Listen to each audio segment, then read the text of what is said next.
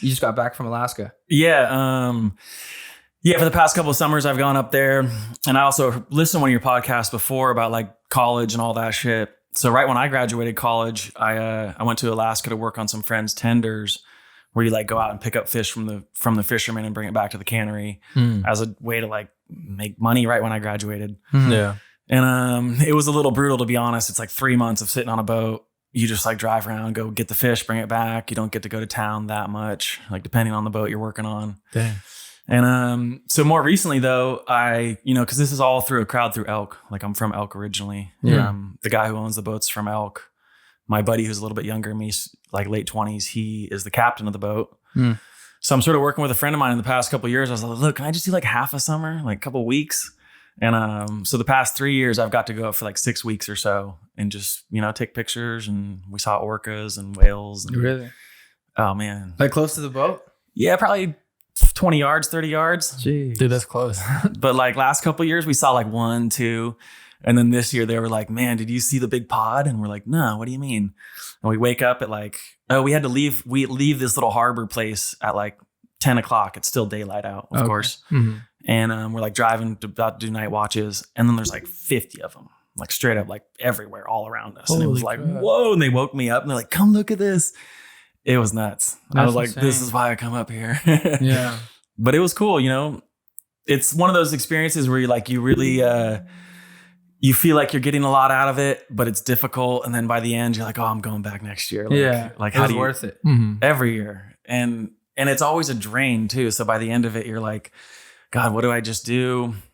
I don't know. This year, there wasn't that much fish. So we sort of just sat around a lot because you receive fish from the trollers. That's what we were doing. The trollers will come to our boat, drop their fish off, and then they go back to fishing because it's like a 10 or 12 hour drive back to town. Yeah. Like through these little inlets. And What are stuff. trollers exactly? Could you like...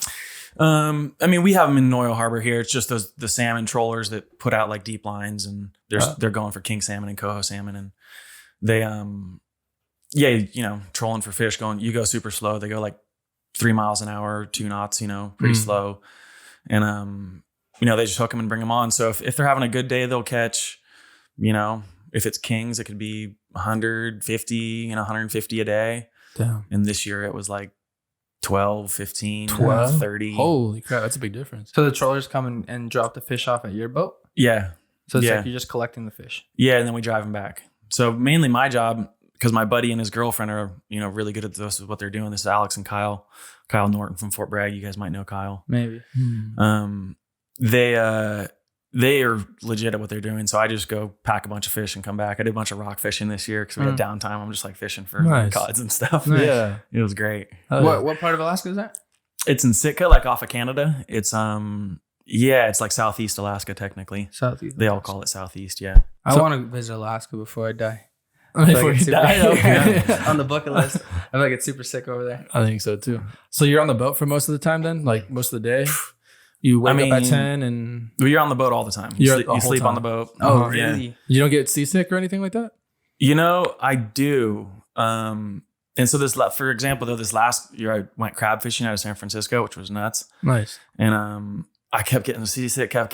And again, my buddy Alex from Elk, who we've all worked together a bunch, he was like, man, you should try seasickness pills. I just tried them because I was getting seasick for like 10 hours at a time.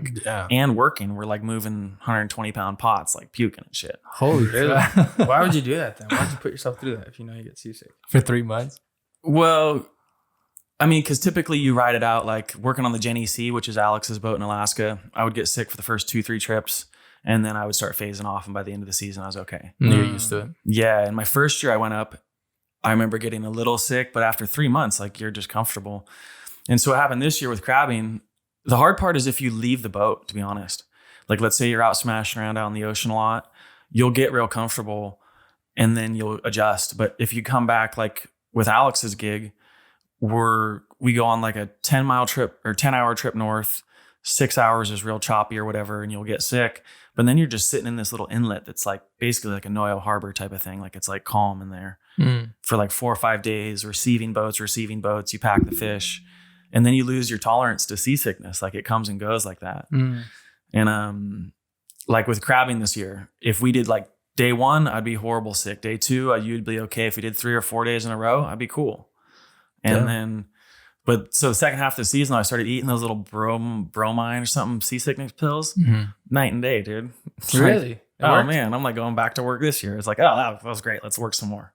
That's like totally awesome, man. changes your reality. Yeah. What do you eat while you're on there? Did you just eat the fish, or like do you guys eat Raw. food? Yeah, like well, I'm assuming they have a stove or something. It really depends on the boat.